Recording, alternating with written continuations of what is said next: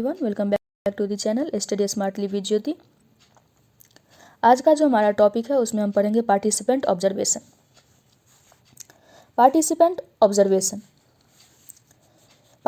Observation का अर्थ ये हो गया, जो रिसर्चर हैं या जो सोशल साइंटिस्ट हैं,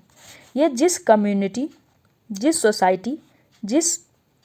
एथनिक ग्रुप को स्टडी करना चाहते हैं, ये उनके बीच में जाएंगे,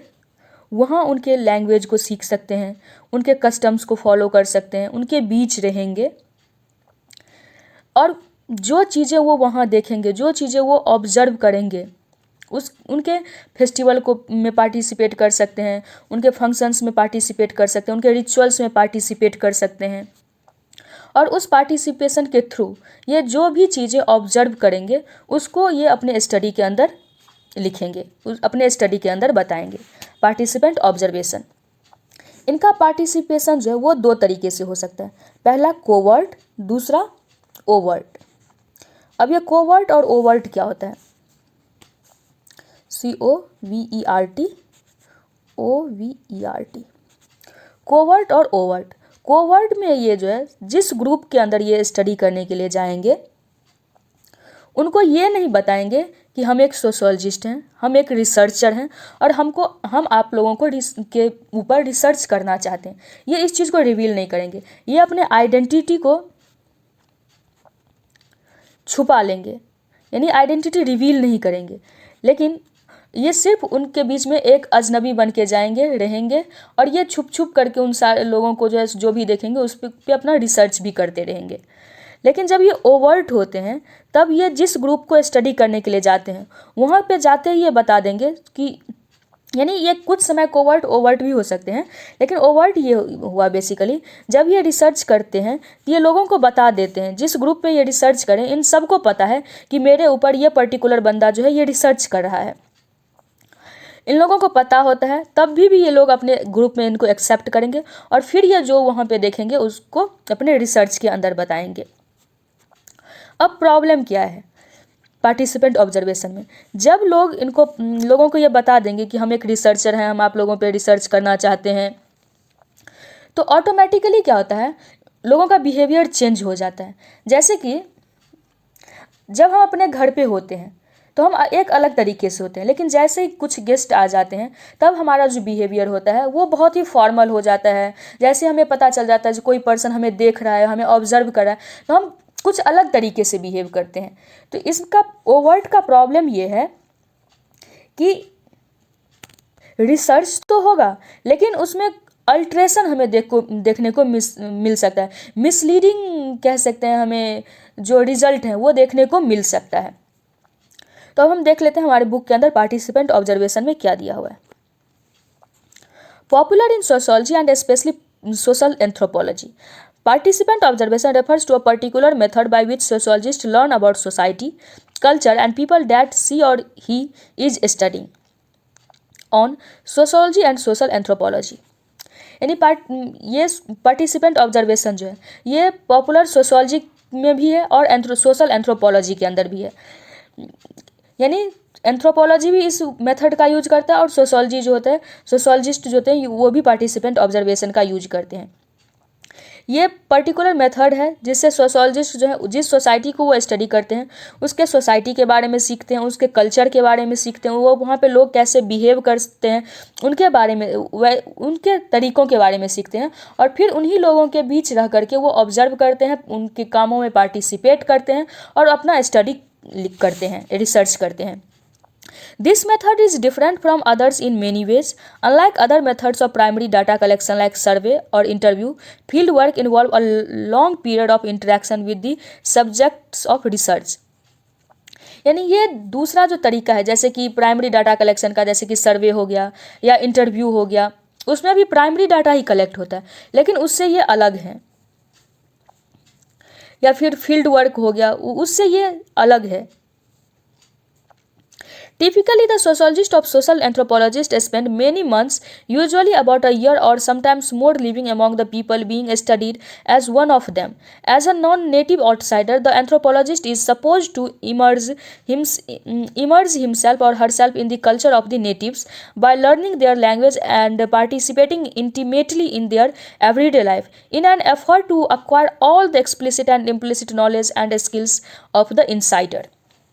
यानी जब एक सोशोलॉजिस्ट या सोशल एंथ्रोपोलॉजिस्ट पार्टिसिपेंट ऑब्जर्वेशन का यूज करते हैं अपने रिसर्च के लिए, तो वो जिस सोसाइटी का या जिस कल्चर जिस एथनिक ग्रुप का वो स्टडी करना चाहते हैं वो वहाँ पे चले जाते हैं, उन वहाँ पे नेटिव लोगों के साथ मिल करके रहने लगते हैं, जैसा वो खाना खा रहे हैं वैसा खाना वो खुद भी खा रहे हैं, ताकि कोई बायसनेस ना आ जाए उनके स्टडी में, जिस तरीके से वो बिहेव कर रहे हैं, जो फंक्शन वो सेलिब्रेट करें, यानी हर चीज़ उस कल्चर का एक एक चीज़ वो जो है सो अपने अंदर इनहेरिट कर लेते हैं। वो वहाँ पे वो एक लंबा समय गुजारते हैं, वो कभी कभी 1 साल 2 साल 5 साल 7 साल भी का भी लंबा समय जो है वो हो सकता है, उन लोगों के साथ वो रह रहे हैं और धीरे धीरे अपने रिसर्च को कर रहे हैं। Although the sociologist or anthropologist usually has specific areas of interest, the overall goal of participant observation field work is to learn about the whole way of life of a community. यानी जो sociologist हैं जो anthropologist हैं participate तो करते हैं दोनों ही, लेकिन उनका जो इंटरेस्ट है वो किस चीज़ को स्टडी करना चाहते हैं दोनों का अलग अलग है, लेकिन उनका मकसद गोल जो है वो एक ही है कि उस कम्युनिटी के पूरे वे ऑफ लाइफ को वो समझना चाहते हैं, पूरे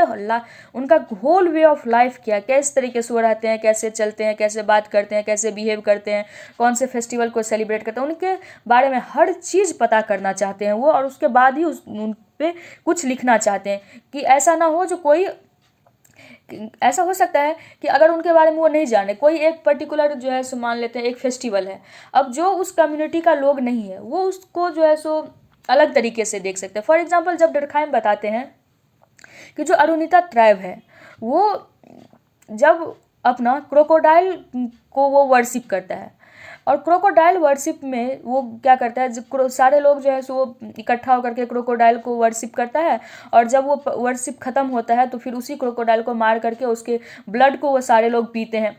और उससे वो एनर्जाइज महसूस करते हैं, उससे वो कनेक्टिविटी और टुगेदरनेस को फील करते हैं। अगर कोई जो है सो दूसरा बंदा किसी दूसरे जगह से देख रहा हो, सिर्फ उसको ऑब्जर्व कर रहा हो, उस लोगों के बीच में वो नहीं रह रहा हो, वो क्या उसे एक बारबरिक थिंग वो मान सकता है,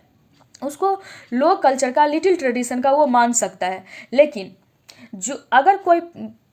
रिसर्चर उन लोगों के ग्रुप का मेंबर बन जाए और फिर वो सारी चीज़ें परफॉर्म करे, तो वो लोग उस फंक्शन को क्यों करते हैं, वो गैदरिंग वो क्यों रखते हैं, उनके करने के पीछे कारण क्या है, उन्हें हर चीज़ पता होगा, और उनका जो ऑब्जर्वेशन होगा, उनका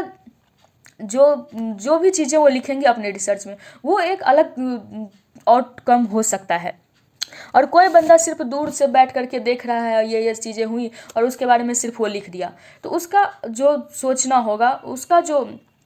वो लिखेगा, जो रिसर्च उसने किया, जो लिखा, वो अलग होगा, और एक बंदा जो उस लोगों के साथ रह रहा है, पार्टिसिपेट कर रहा है सारे चीज़ों में, उस चीज़ को फील कर रहा है, उसका ऑब्जर्वेशन जो है वो अलग होगा। Indeed, the model is that of the child. Sociologists and anthropologists are supposed to learn everything about their adoptive communities in just the holistic way that small children learn about the world. यानी वो उसी तरीके से उस community के बारे में जानना चाहते हैं जिस तरीके से एक बच्चा उसको वर्ल्ड के बारे में कुछ नहीं पता, धीरे धीरे वो चीज़ें सीखता है, उसी प्रकार से एक सोशोलॉजिस्ट जिस कम्युनिटी को वो स्टडी करे उसके बारे में उसे कुछ नहीं पता, वो सीखेगा, समझेगा और फिर उस पर स्टडी करेगा। Participant observation is often called field work. Participant observation को फील्ड वर्क भी कहते हैं, चूंकि फील्ड में जा करके लोग वर्क करते हैं। The term originated in the natural sciences, specially those like botany, zoology और जियोलॉजी एक्सेट्रा। यानी ये जो टर्म है फील्ड वर्क का, फील्ड वर्क टर्म जो है वो यूज किया गया था पहले नेचुरल साइंसेस में, जैसे जूलॉजी हो गया, बॉटनी हो गया, यानी फील्ड पे जा करके देखो और फिर जो ऑब्जर्व कर रहे हैं उस चीज़ को लिखो, वो फील्ड वर्क हुआ।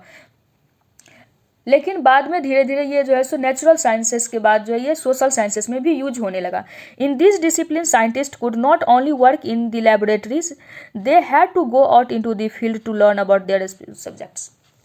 यानी सिर्फ चूँकि नेचुरल साइंसेस में ज़्यादातर चीज़ें जो होती हैं वो लेबोरेटरीज़ के अंदर होती हैं, तो सिर्फ लेबोरेटरीज़ के अंदर नहीं, जिस चीज़ को वो लेबोरेटरीज़ में कर रहे हैं उस चीज़ को वो फील्ड में भी जा करके, ग्राउंड पे जा करके वो देखें, समझें, तो वहाँ से ये टर्म आया था फील्ड वर्क। लेकिन लेटर ऑन जो है इसका यूज जो है सो एंथ्रोपोलॉजी में हुआ और सोशोलॉजी के अंदर भी हुआ। अब जो हमारा नेक्स्ट टॉपिक होगा उसमें हम पढ़ेंगे field work in social anthropology, यानी सोशल एंथ्रोपोलॉजी में फील्ड वर्क कैसे यूज हुआ। और इसमें इससे पीछे वाले चैप्टर में हमने मालिनोस्की के बारे में पढ़ा था, और इस बुक में भी शायद मालिनोस्की के बारे में, हाँ, मालिनोस्की के बारे में दिया हुआ है। उन्होंने जो रिसर्च किया था, और ये एंथ्रोपोलॉजी में एक बहुत बड़ा कंट्रीब्यूशन मालिनोस्की का माना जाता है। तो हम फील्ड वर्क देखेंगे और कुछ इंटरव्यू, सर्वे और कुछ लिमिटेशंस और हैं इस बुक के अंदर बचा हुआ, उसे हम पढ़ेंगे। और उसके बाद ये जो बुक है इंट्रोड्यूसिंग सोशोलॉजी का, ये हमारा ख़त्म हो जाएगा, और इसके बाद हम इसी क्लास 11th का ही नेक्स्ट बुक शुरू करेंगे, अंडरस्टैंड सोशोलॉजी। तो आज के लिए हम इतना ही रखते हैं। अगर आपको ये वीडियो अच्छी लगी हो, लेक्चर समझ में आया हो, तो आप वीडियो को लाइक करें, चैनल को सब्सक्राइब करें, और अगर कोई डाउट है तो आप कमेंट सेक्शन में ज़रूर पूछें। Thanks for watching.